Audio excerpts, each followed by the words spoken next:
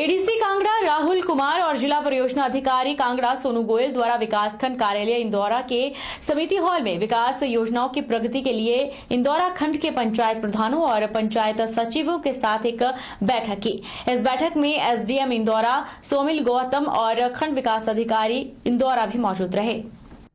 ADC Kangra ने इंदौरा में विकास कार्यों की प्रगति के लिए खंड विकास कार्यालय में आयोजित बैठक में भाग लिया।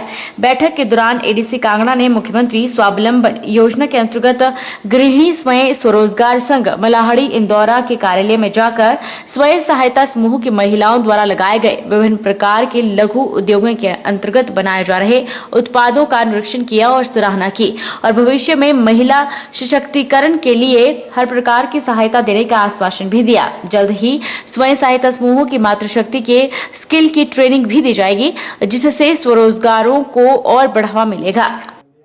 प्रदेश में 9 से 15 अगस्त तक चलने वाले स्वच्छ हिमाचल स्वस्थ हिमाचल अभियान को उपमंडल में धरातल पर उतारने की तैयारियों को लेकर एसडीएम नूरपुर अनिल भारद्वाज की अध्यक्षता में विभागीय अधिकारियों और व्यापार मंडल के प्रतिनिधियों के साथ बैठक आयोजित हुई। एसडीएम नूरपुर अनिल भारद्वाज ने बताया कि निर्धारित रूपरेखा के तहत उपमंडल के शहरी और ग्रामीण क्षेत्रों में जन सहयोग से अभियान को सफल बनाया जाएगा। अभियान को सफल बनाने के लिए सभी विभागों, शिक्षण संस्थानों, गैर सरकारी संस्थाओं सहित महिला, युवक मंडलों और व्यापार मंडल का भी सहयोग लिया जाएगा। भारद्वाज ने संबंधित विभागों के अधिकारियों को आम जनमानस को इस अभियान में जोड़ने के साथ साथ उन्हें कूड़े को इधर उधर न फेंक कर चिन्हित स्थल पर एकत्रित करने सहित स्वच्छता को अपने जीवन का एक अहम हिस्सा बनाने के प्रति जागरूक करने को कहा।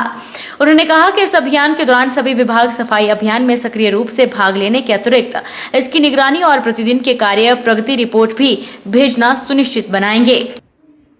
स्वच्छ हिमाचल अभियान 2021 जो कि 9 अगस्त से लेकर 15 अगस्त तक पूरे राज्य में चलाया जा रहा है, उससे संबंधित आज नूरपुर उपमंडल के समस्त विभागों के अधिकारियों की एक बैठक की गई, जिसमें इस संपूर्ण अभियान के सफल क्रियान्वयन को लेकर विस्तृत चर्चा की गई तथा मेरा उपमंडल की समस्त जनता से भी अनुरोध है कि वो इस अभियान को सफल बनाने में हमारा सहयोग करें, प्रशासन का सहयोग करें और समस्त व्यापारी जो साथी हैं हमारे, उनसे भी मेरा आग्रह रहेगा कि वो पॉलीथीन का जो प्रयोग यहाँ पर होता है वो प्रयोग ना करें और जो सिंपल कैरी बैग्स हैं उसी में उसका ज़्यादा से ज़्यादा प्रयोग करें और इस अभियान को सफल बनाने में हमारा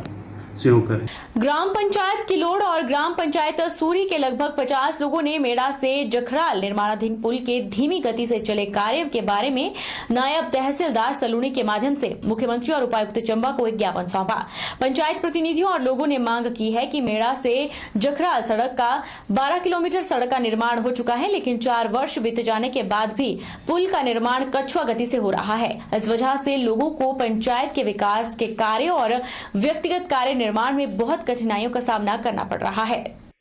आज ग्राम पंचायत किलोड़ और सोरी के लोगों ने तहसीलदार के माध्यम से एसडीएम व मुख्यमंत्री को ज्ञापन दिया है।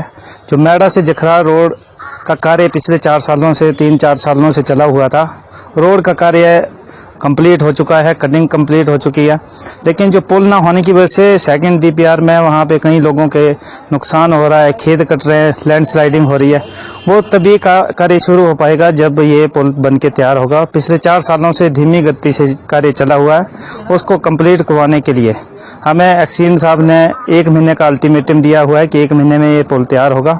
4 वर्षों से जो ये कार्य चला हुआ है, जिससे जो है लोगों को काफी समस्या आ रही है, ये पुल नहीं बन पा रहा है।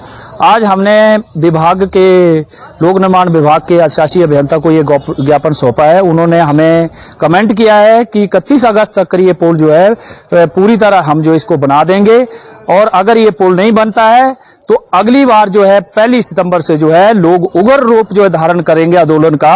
इसकी सारी जिम्मेवारी जो है पूरी तरह से विभाग की होगी। नालागढ़ नगर परिषद में हिमाचल हिमाचल प्रदेश सरकार द्वारा चुने गए 4 मनोनीत पार्षदों के लिए जिला सोलन अध्यक्ष आशुतोष वैद्य के नेतृत्व में एक बधाई कार्यक्रम का आयोजन किया गया। कार्यक्रम की अध्यक्षता करते हुए आशुतोष वैद्य ने सभी मनोनीत पार्षदों को चुने जाने की बधाई दी और कहा कि हिमाचल के मुख्यमंत्री जयराम ठाकुर के नेतृत्व में नालागढ़ में हो रहे विकास को नए आयाम स्थापित हुए हैं। आशुतोष वैद्य ने कहा कि भारतीय जनता पार्टी की नगर परिषद की टीम निरंतर नालागढ़ नगर के चहुमुखी विकास के लिए दिन रात कार्य कर रही है। चारों मनोनीत पार्षदों ने कहा कि वह पार्टी और संगठन को विश्वास दिलाते हैं कि मुख्यमंत्री के पद चिन्हों पर चलते हुए और संगठन के निर्देशानुसार शहर के विकास के लिए अपना सर्वोत्तम योगदान देंगे। साथ ही 2022 में नालागढ़ से विधानसभा में नालागढ़ से भाजपा का विधायक जीते, यह सुनिश्चित भी किया जाएगा। मित्रों, जो मनोनयन हुआ है भारतीय जनता पार्टी की जो 4 सीटों पे हुआ है, ये सर्वसम्मति से हुआ है। पार्टी से कार्यकर्ताओं के नाम जाते हैं।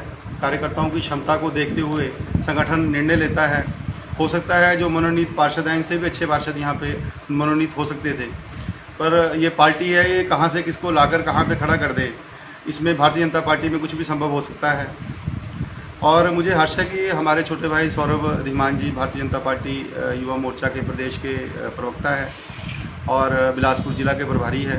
संगठन के काम से रात दिन ये प्रवास करते हैं, काम करते हैं। समाज सेविका के रूप में बहन दीपिका जी को आप जानते हैं, ये हर जगह जहां नारी उत्थान की बात होती है, चाहे स्त्री सुधार सभा हो, अन्य मंचों से ये जन सरोकार के विषय उठाते रहे।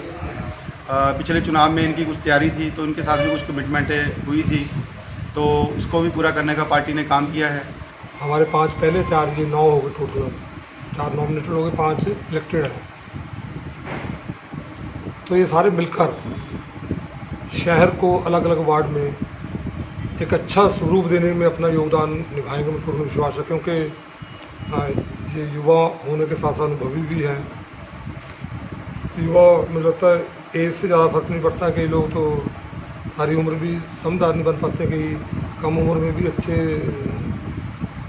आयाम मतलब स्थापित कर देते हैं। आज की जो प्रेस कॉन्फ्रेंस यहाँ पे की जा रही है वो धन्यवाद के लिए की जा रही है, जिसमें कि हमारे जो संगठन के, सरकार के और क्षेत्र के जो मुख्य नेता हैं उनका बहुत बहुत धन्यवाद किया जाता है कि उन्होंने हमें एक बहुत बड़ी जिम्मेवारी के लिए चुना है।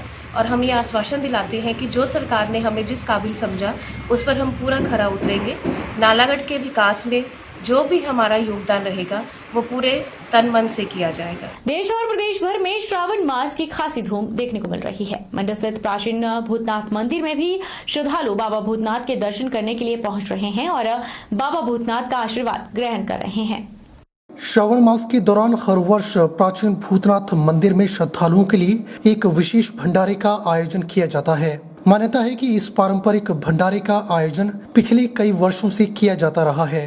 वहीं प्राचीन भूतनाथ मंदिर के महंत स्वामी देवानंद सरस्वती ने बताया कि हर वर्ष की तरह श्रावण मास के दौरान पारंपरिक भंडारे का आयोजन किया जा रहा है और कोरोना नियमों के अनुसार श्रद्धालु बाबा भूतनाथ के दर्शन कर रहे हैं और उनका आशीर्वाद ग्रहण कर रहे हैं। कोरोना नियमों को ध्यान में रखकर श्रद्धालुओं को भोजन पैक करके दिया जा रहा है। उन्होंने कहा कि श्रावण मास का विशेष महत्व है और सच्चे व पवित्र हृदय से भोलेनाथ की आराधना करने से मनोवांछित फल की प्राप्ति की जा सकती है। पूरे देश में, पूरे विश्व में जहाँ भी भगवान भोलेनाथ जी को मानने वाले, श्रद्धा निष्ठा रखने वाले लोग हैं, वो पूर्ण समर्पण होकर भगवान का सेवा पूजा करते हैं। श्रावण मास का जो थोड़ा सा कम पूजन पाठ मात्र से ही भगवान प्रसन्न होते हैं और सभी भक्तों को यथावत आशीर्वाद प्रदान करते हैं। इसलिए श्रावण मास बहुत विशेष माना जाता है हमारे सनातन परंपरा में, जो कि जहाँ भी भक्त हैं पूरे देश में, पूरी धरती पे, वो सब श्रावण मास का व्रत रखते हैं, अनुष्ठान करते हैं, त्यौहार का पूर्ण एंजॉय करते हैं और बाबा का पूजन पाठ करते हैं। जी, बाबा भूतनाथ महादेव मठ मंदिर मंडी हिमाचल प्रदेश में आज श्रावण मास का बहुत प्राचीन और ऐतिहासिक जो कार्यक्रम भंडारे का होता है वो किया जा रहा है। और ये कोरोना काल को देखते हुए भोजन पैक करके और सभी श्रद्धालुओं को देने का तरीका है जो किया जा रहा है। बाकी अंदर मंदिर में भीड़ भाड़ ना हो इसलिए पंगत नहीं करवाई जा रही है और यथावत जब तक प्रसाद चलता रहेगा तब तक सबको वितरित किया जाएगा। बहरहाल बुलेटिन में इतना ही। आप देखते रहिए HP 24/7।